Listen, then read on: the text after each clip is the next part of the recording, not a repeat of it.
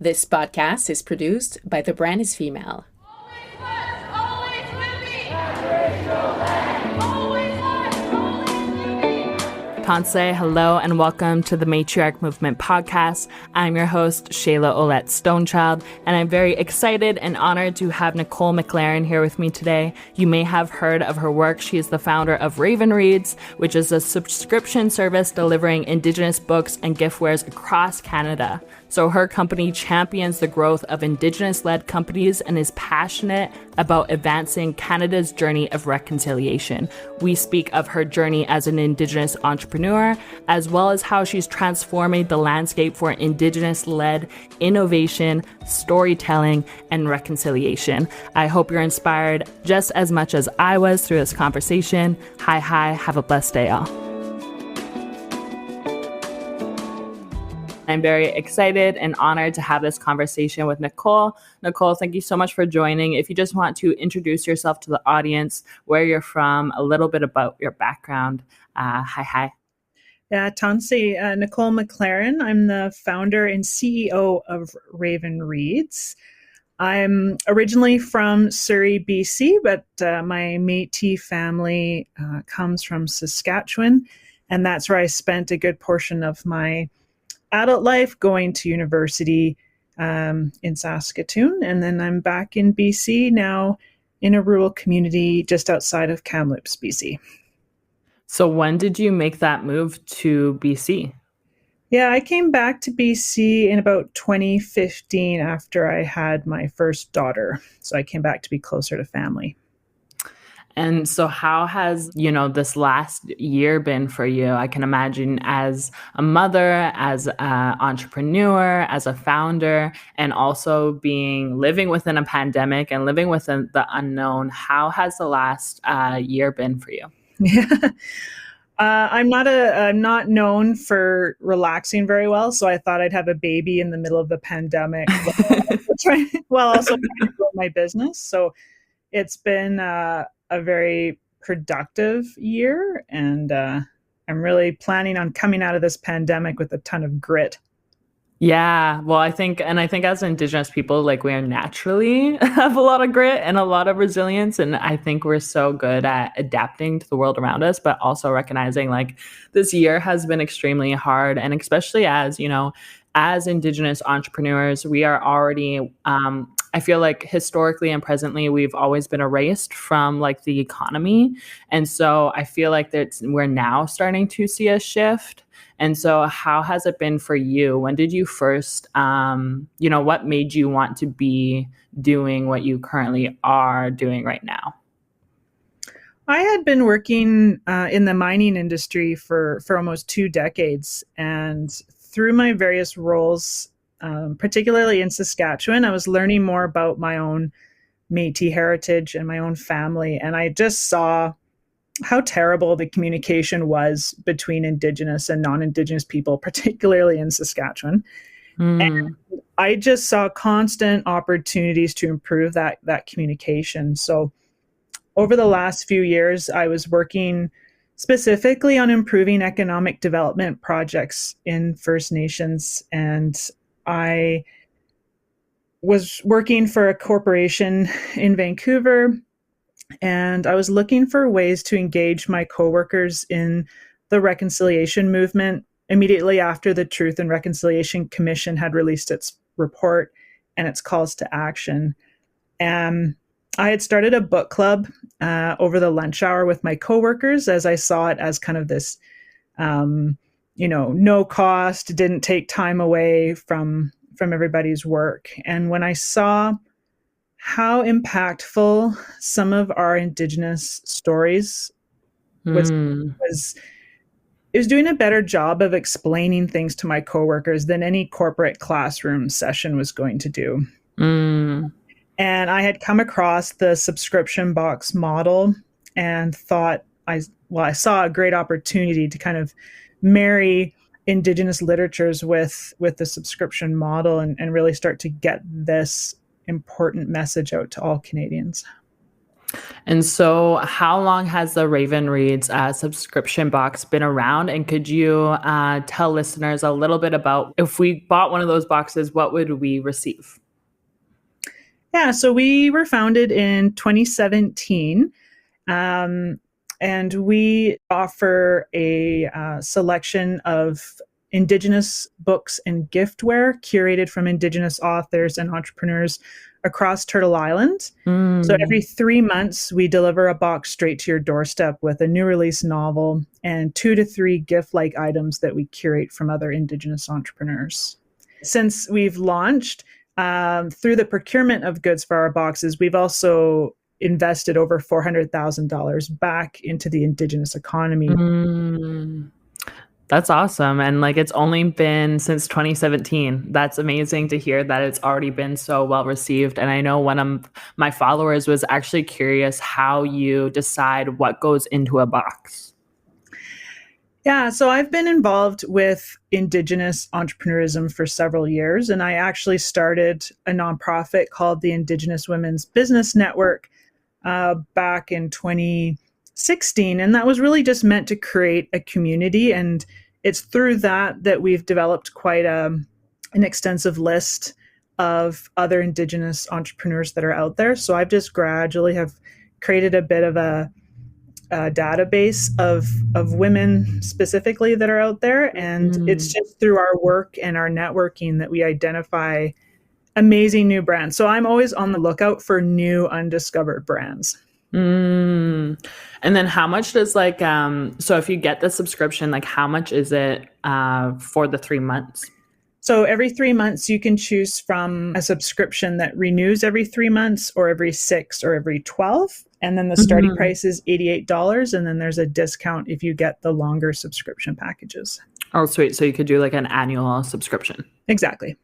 And then I'm trying to imagine like what was the process before this came into existence? Because I know as entrepreneurs and artists, there's usually like a creative process or maybe like a vision board or some kind of initiation before we actually see it in the physical reality. And so I'm curious to know, like, how was that process for you?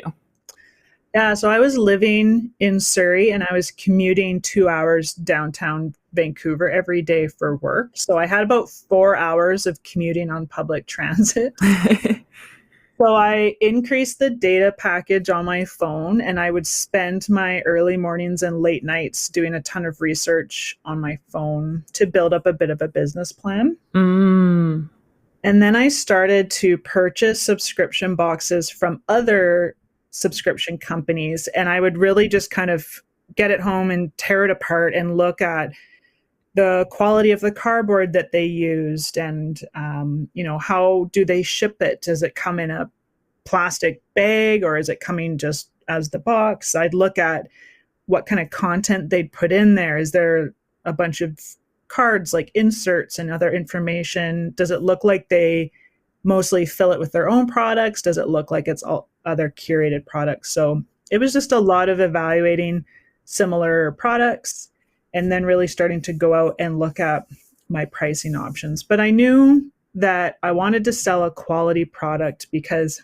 I knew I'd have a higher price point on it because, I'm not going to be buying thousands of units from overseas at a ridiculously low price. So to be able to price it higher, I wanted a beautiful brand that looked beautiful when it landed at your doorstep. So I spent a lot of time just on the design and kind of looking at what I really wanted to model it after.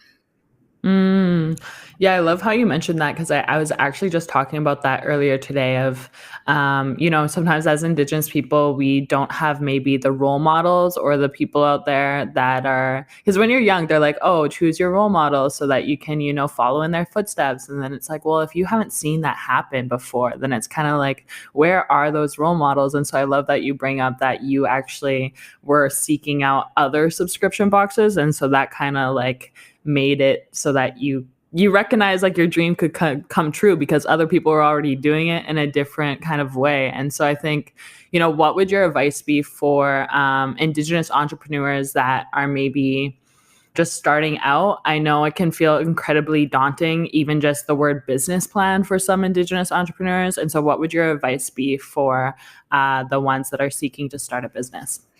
Yeah, so just touching on the business plan piece, I know it's a very daunting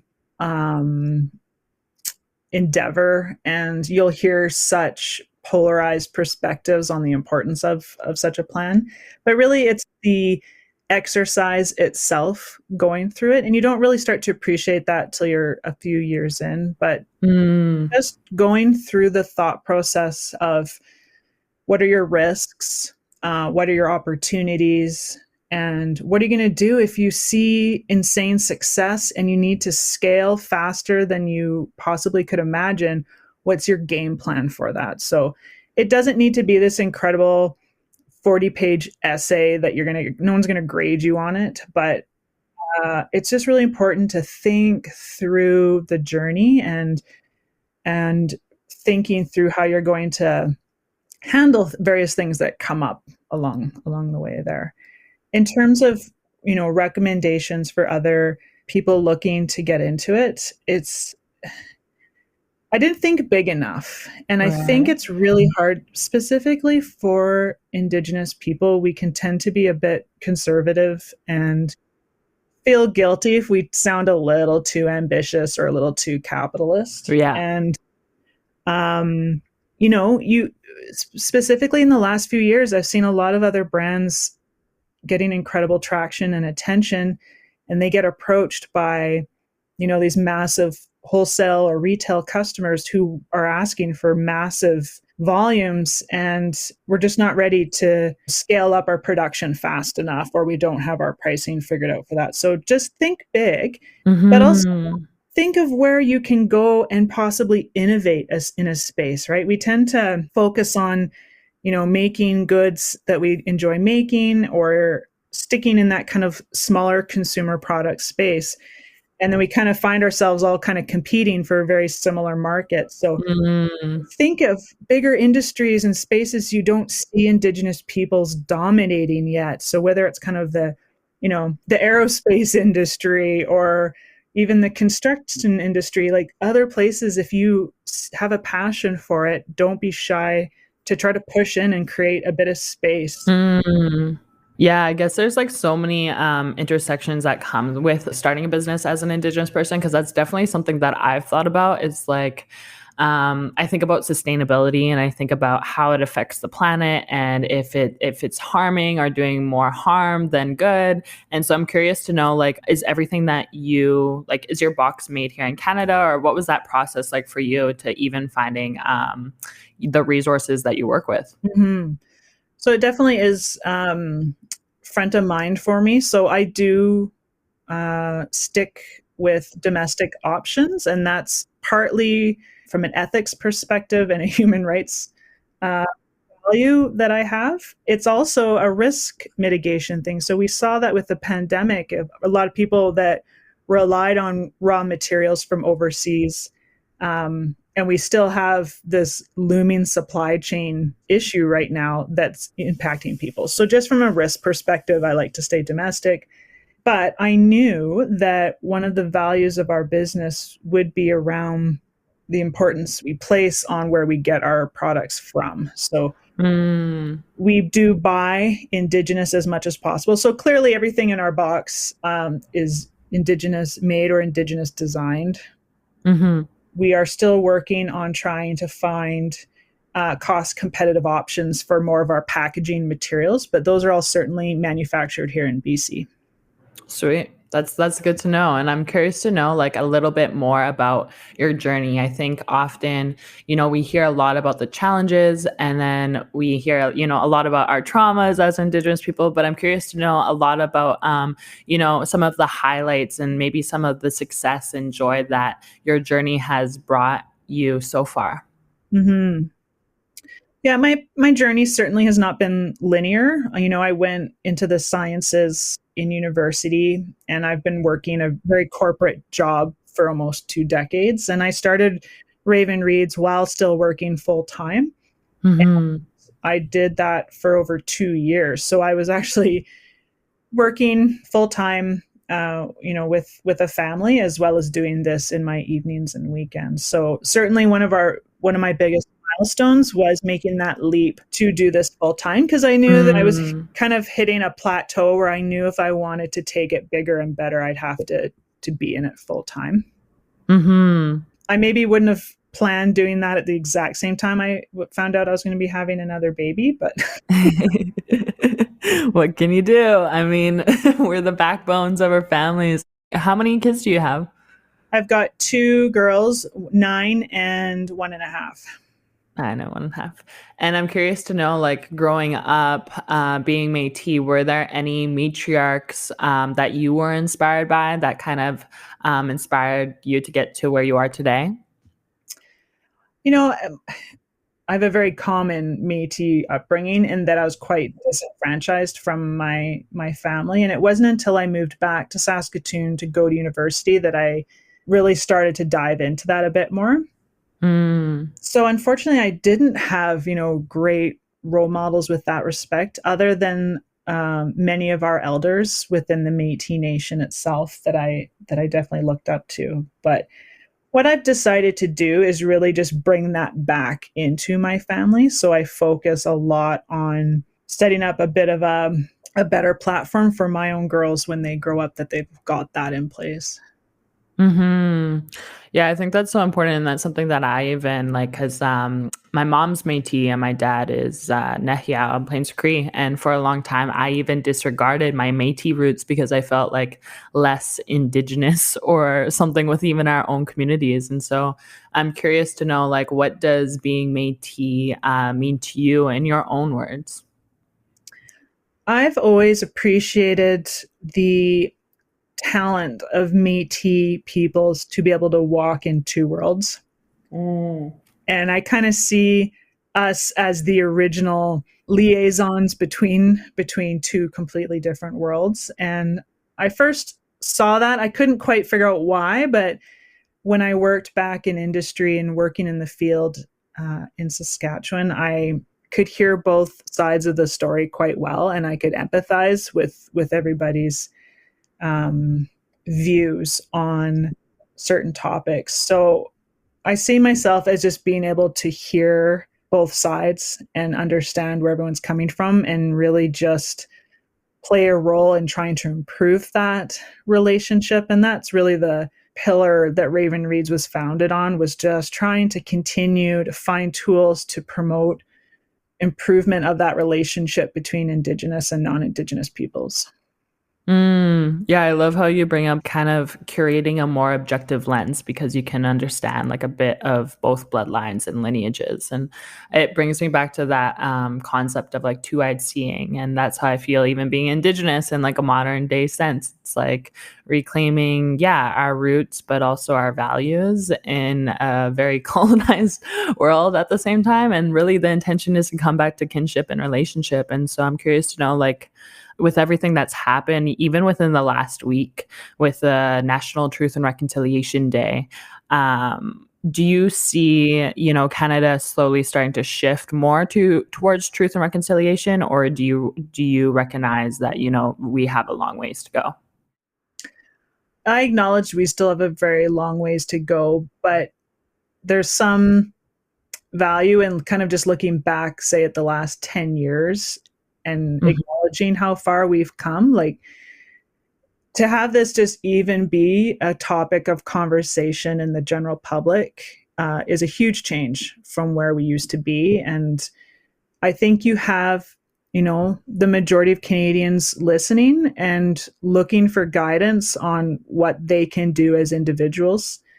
And I think that's just, you got to just look at how far we've come and still acknowledge that there's still a long road ahead of us, but appreciate that you've got people listening and they're just looking for ideas and opportunities to become engaged and do a better job. So you have to start with awareness and education before you can expect any sort of action. So I think we're getting, they're becoming aware.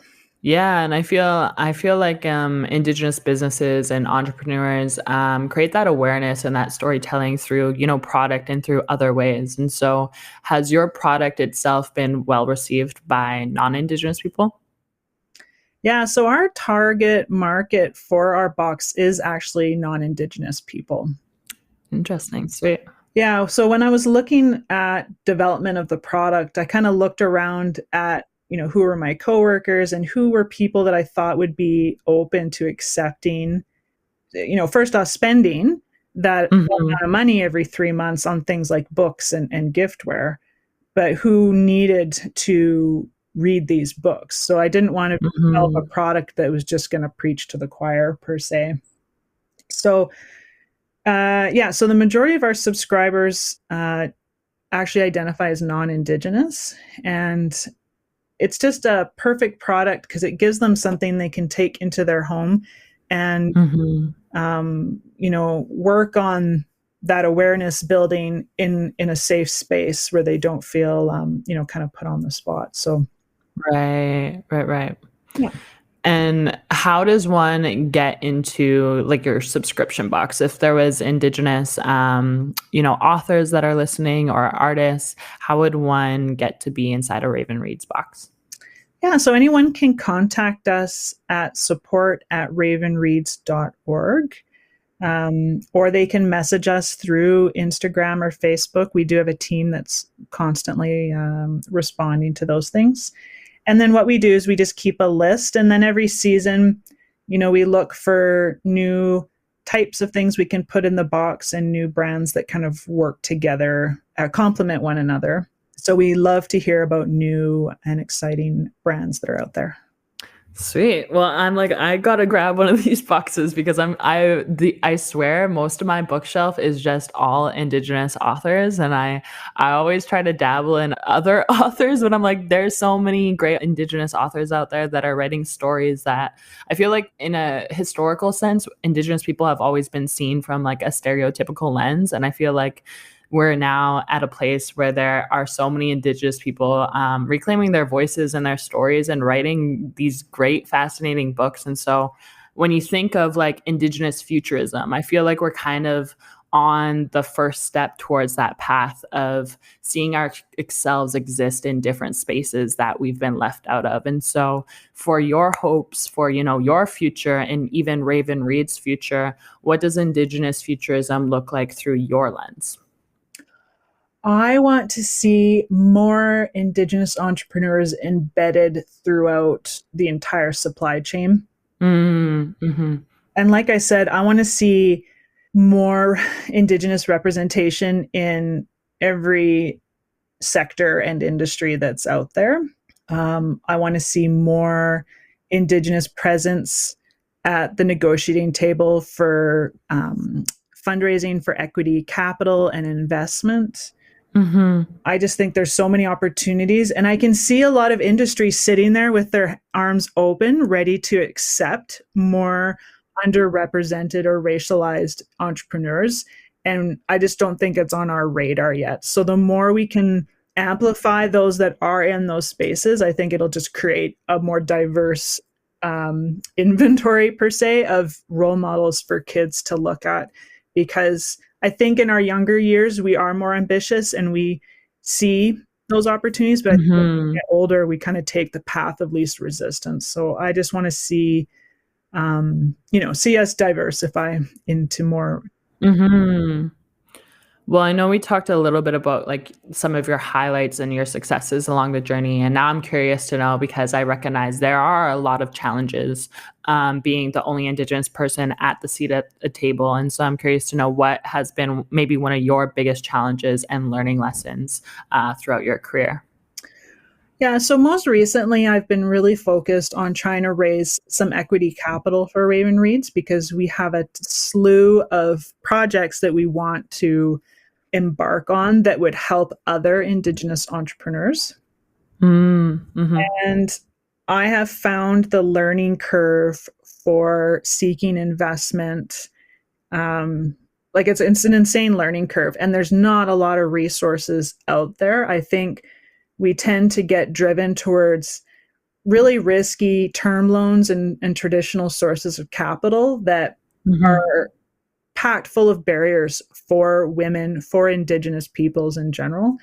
And I just don't think we've seen enough women go down that path of getting investment and working with that more dilutive capital source, that it's just super foreign for us and it's really scary. But I would just love to not be feeling so alone in that. Yeah.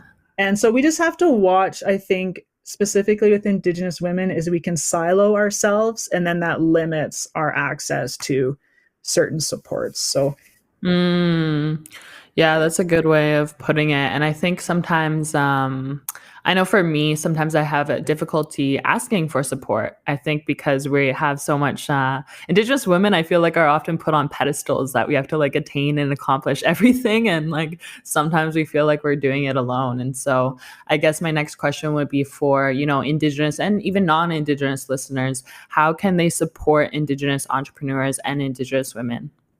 Yeah, so easiest way is just continuing to share our stories, like sharing our social media posts, spreading the word. Word of mouth is the best thing. It's free. It takes 2 seconds. Really helping to get the word out, but also really, being our ally in the sense that if you see an opportunity for partnership, that you're really kind of bringing people together to take advantage of opportunities like that.